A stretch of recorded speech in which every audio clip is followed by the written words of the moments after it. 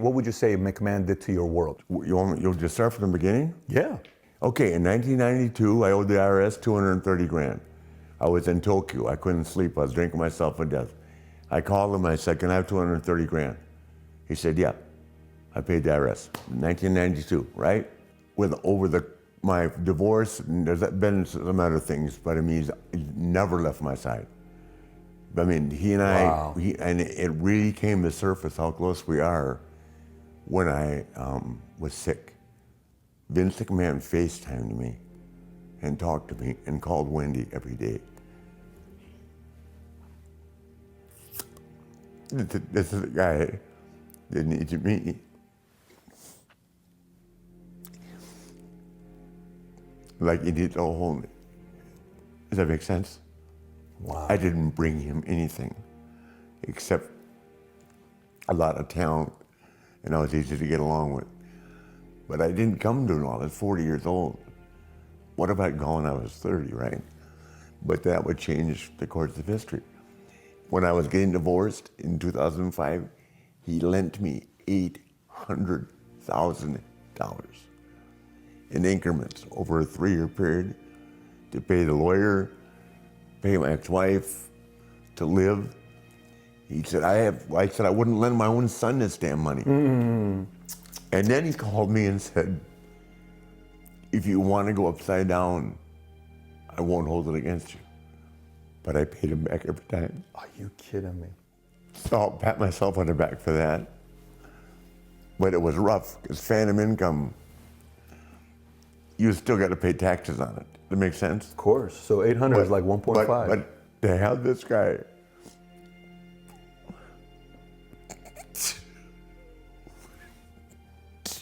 hard to explain. They have this guy call Wendy every day and check on me.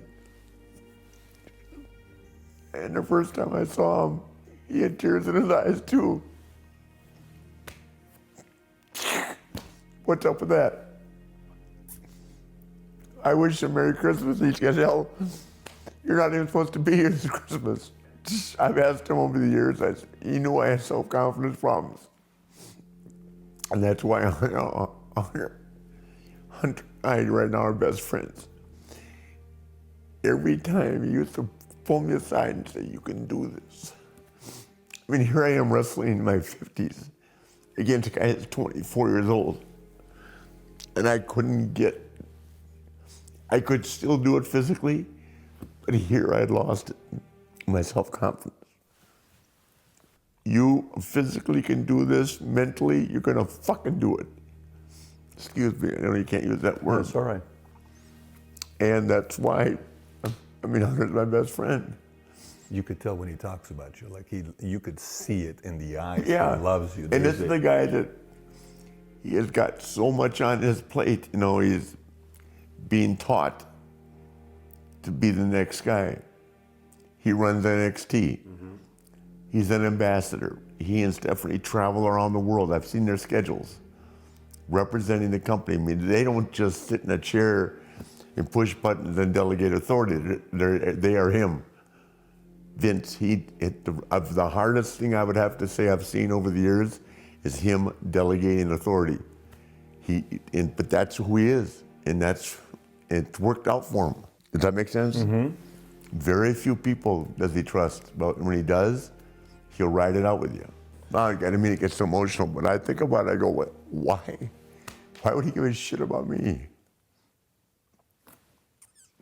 Says a lot about him and says a lot about you. Because we've had some terrible arguments, Ooh. Nothing that was a deal breaker, but he's lit my ass up. I shouldn't say we've had some terrible arguments. He has lit my ass up. Sorry, I didn't mean to imply that I argued back. I listened. But he's always been there. And so if you look at my foundation of my 2 daughters and I and Wendy, it's like my triangle.